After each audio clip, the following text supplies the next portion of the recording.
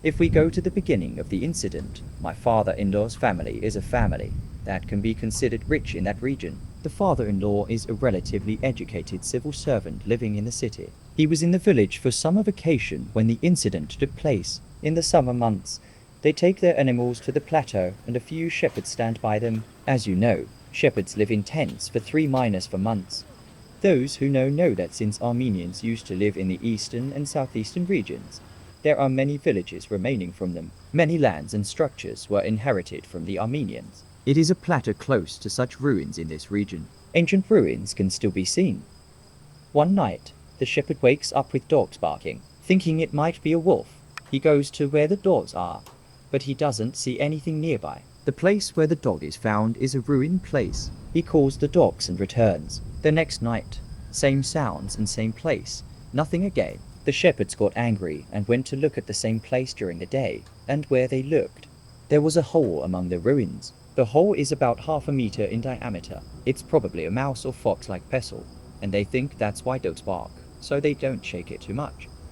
The next night, when the same conversation happens again, the shepherd gets up and goes again, and this time he sees fire coming out of the hole. He gets excited and wakes up the other 2 shepherds, and they see a blue flame. Since there are many underground hot springs etc. in that region, see the Arden, they think that natural gas or a similar gas is burning. In fact, they are happy because it makes money or something.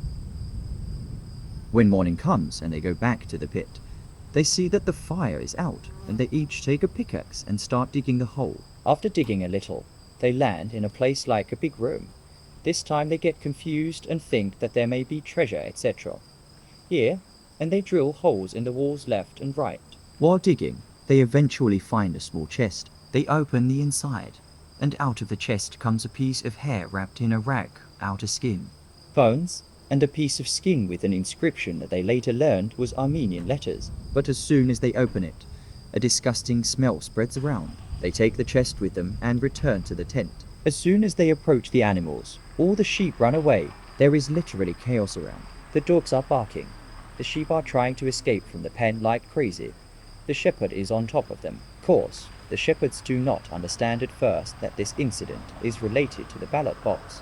Then they say it won't happen like this and send someone to the village with the ballot box. They will show it to someone who knows what this is. The only one who knows is our father-in-law, because he is educated. The father-in-law looks at the letters. They are Armenian letters. But when he sees the bone mimic, he says don't bother, throw this crap away. Of course, the shepherds do not care and hide the chest and ask others about it. But there is no way to control the animals when the crate is next to them. One of them wakes up and says there might be magic in this. This time, he takes the chest and takes it to a teacher who deals with these things. He goes to the teacher's house, sees this from the garden and says, "Leave the chest in your hand and go in." The shepherd comes in. The teacher says, "Where did you find the chest?" The shepherd explains. The teacher asks what's inside, and the shepherd tells it. The teacher says, "There is a burial place where this chest is, an Armenian burial, but they have attached such a demon to the press that it has the power to haunt your entire family. In fact, one of his tribe is waiting for the chest at the gate of the garden. When you open this chest, you release this demon. Take the chest back to its place before you get into trouble. Close it. Read these prayers, and don't worry about the peaceful burial. They won't leave your 7 dynasties alone," he says. Of course, the shepherd is very afraid, but the burial that the teacher mentioned fascinates him, so he takes the chest and leaves. He comes to the other shepherds and tells them what happened. Of course, they are scared, but you can't leave the burial just like that. They take a Quran with them, take their ablutions, and decide to dig. They will dig at night so as not to be noticed by anyone, as there are occasional visitors to the plateau. They dig for a few hours that night, and when nothing comes up, they return to the tent and go to bed. But sleep is impossible. The animals do not remain silent for a second. They take the last chest and leave it at the excavation site. The sounds stop. They wake up in the morning and the view they see is terrible.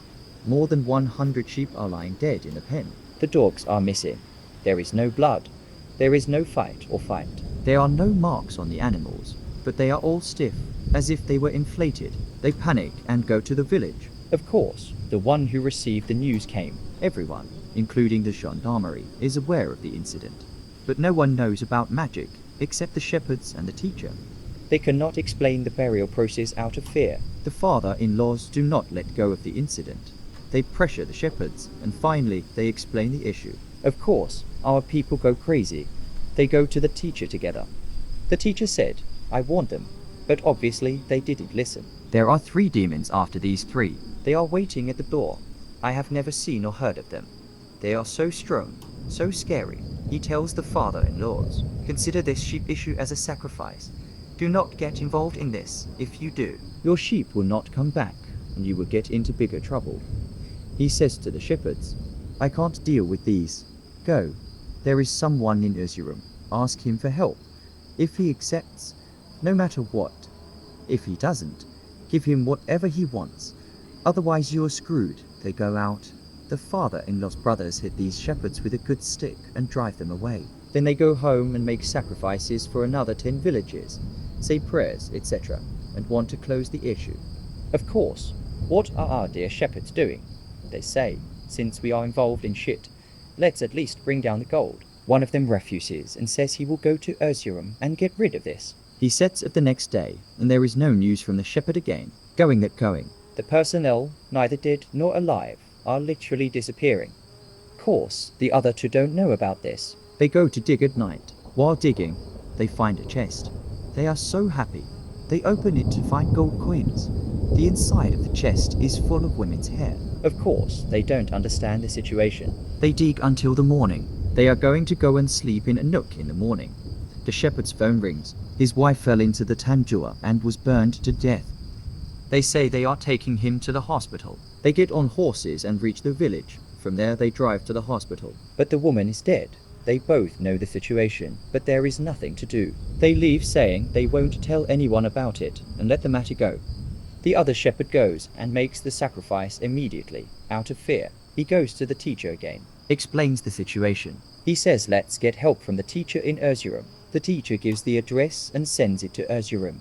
The man in Erzurum is deeply involved in these matters. Has officially made a name for itself in the region. I couldn't learn his name, but many people say there is such a person in Erzurum. Reaches the shepherd man.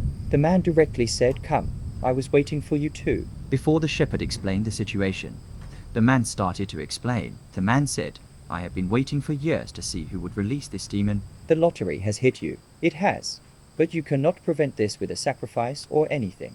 You cannot solve this problem with money. First, you will find your lost friend. But he is tied to somewhere now. Not even a step from there. He can't go away.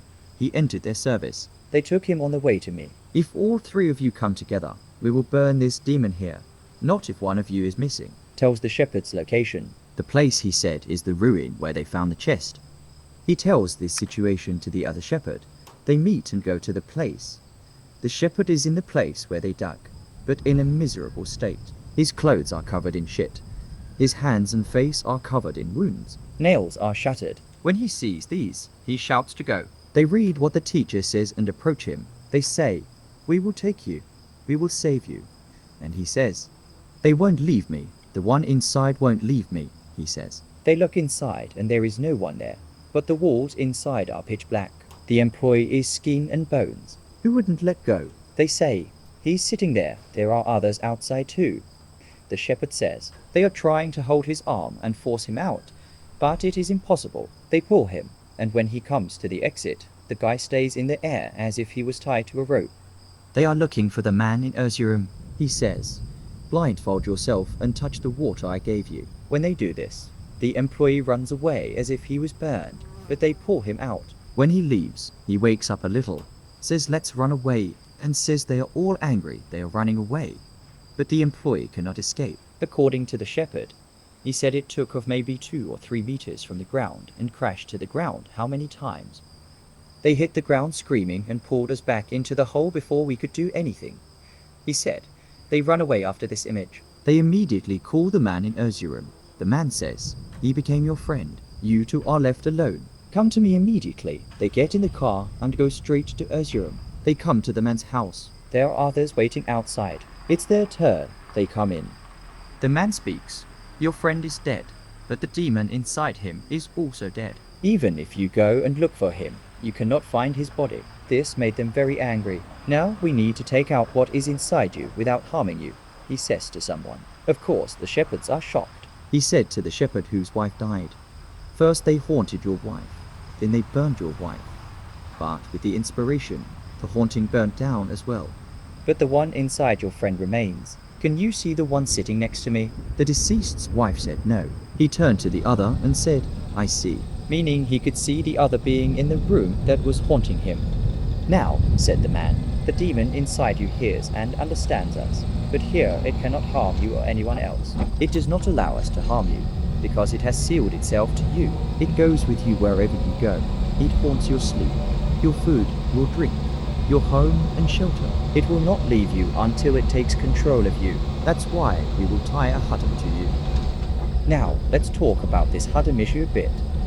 Huddam is one of the powerful but well-intentioned of these beings. Think like a kind of leader. It is very difficult to control these Huddams. They only help if they want to help, and there must be competent people involved to get help from the Huddam. The man gives certain prayers to the shepherd. He says that you will bury the 7 amulets he gave you in 7 different places. He said there were a few more things, but I couldn't get him to explain. I think he was afraid it would break after this information. They leave Erzurum while returning at night. The haunted shepherd says let's stop somewhere to pee. They get offered a facility. The shepherd goes to the toilet and the other one smokes. When he doesn't come after a while, he gets hairy. He goes to the bathroom and sees no one there. The back of the facility is land. When he comes out of the toilet, he looks at it, and the man goes out into the field and looks at it. He's calling to come. As soon as I heard his voice, I knew it wasn't him, says the shepherd. He goes to the pump shop and says, "My friend is sick. Let's bring him together and put him in the car out of fear." He comes back with the pumper and sees the man running away towards the land. The pump gets hairy and doesn't go away. He has to pursue this. When he goes a little further in the dark, he looks at this squatting place. When he approaches him, the fleeing shepherd makes a sound. He says it's as if they cut his throat and he's bleeding, as if he's suffocating. He looks at your face. It's black as if it's been burned. You know he's growling. It says Adhan with the sound it makes. The shepherd does not understand what he means by the call to prayer. He calls the call to prayer, but the other one insists on calling the call to prayer. The shepherd is looking for Erzurum again. The man says, "Don't leave him alone until the morning Adhan. If necessary, tie him up somewhere. Otherwise, they will take him away." The reason why they wait until the Adhan is that these beings can be active between the Isha prayer and the morning Adhan. After the morning prayer, its effects decrease and the person regains consciousness. The shepherd takes him by the arm and carries him to the gas station praying. He washes his face, gives him water to drink, then decides to take him into the mosque. I wait for the account so that it will be protected, but there is no way to let the shepherd into the mosque. Finally, he takes her to the car, locks the doors and waits by her side. At that moment, the people at the gas station got angry and kicked them out of the gas station. The desperate one steps on the gas, while the other one is asleep behind him. While he is on the road, he suddenly opens the door and jumps down. He falls headlong. The other one stops the car and gets out, but the man is missing. It's dark around him. He can't see anything. He's screaming. He's looking around with the headlights of the car, but the man is missing. He calls Erzurum again. The man says, "They took him away, but there is not long left for the call to prayer. Maybe he will be saved." After half an hour, the time for Adhan comes. The man is waiting in the car. At that moment, when it gets brighter, he calls his friend by shouting. He moves away from the car quite a bit. Then the employee calls out to this from somewhere. It runs and finds it immediately. He has a piece of bone in his hand, with shapes on it like writing. The guy doesn't remember anything but has regained consciousness. They call Erzurum again. The man says, "Bring it to me." They set out again. On the way, the man is normal, but he doesn't remember anything. He just says, "I kept seeing the house." The end. The children, they are looking for his house. There is no problem. When they reach Erzurum, they explain the situation to the man. When the man sees the bone, he panics and makes them search their house so that they can run away from the house immediately. But when they search the house is on fire. People are screaming and screaming that the child is inside. This guy is going crazy. Of course he wants to leave. They won't let him go. If we can't solve it, there will be more. His child's name and his wife's name were written on the bone. Since his wife was out of the house at the time, the child remained inside. Then the news comes that they have taken the child out, but he is badly burned. and they are taking him to the hospital. The man says you go to your child. He says to the other one, you will go and bury the amulets. You have little time. Solve this problem before nightfall. The one whose child was burned says to the other one, I will come too. He is afraid and goes with this to get rid of himself. They arrive in Ağrı. They will bury the amulets in the specified places, but the places they go are either caves, ruins, or somewhere on the top of the mountain, and everywhere they go the staff gets out of control. He says unintelligible words, talks to someone, and cries. After burying it goes back to normal. In this way, they bury all 7 amulets, drink the water given by the man, and return. The burned child is in a bad condition, but is getting better. The house is completely on fire. The 2 cows and the hayloft inside are reduced to ashes. If they cultivated amulets, none of them would exist. When the man gave the amulets, he explained the reason. There was an inscription inside these amulets asking for some kind of help. From whom do they ask for help? They contact 7 tribes in 7 places. They ask all of them for help to protect themselves. If the 7 tribes agree, they can only remove the effect of the haunting, and the demon will leave them alone. But if one of the amulets is removed, lost, or something, then the protection is removed. Even if 100 years have passed, it will haunt you again. When the shepherds do all of this, they get out of trouble. One of the shepherds disappears. They cannot find his dead body. The gendarmerie investigates, but there is no result. The other shepherd's wife dies. The shepherd continues to live in the village. The 3rd shepherd's child returns from the dead, and when his house burns down, they move from the village to Van. Now, I heard about this incident at a family meeting held in the evening. While we were chatting about it, it's a treasure.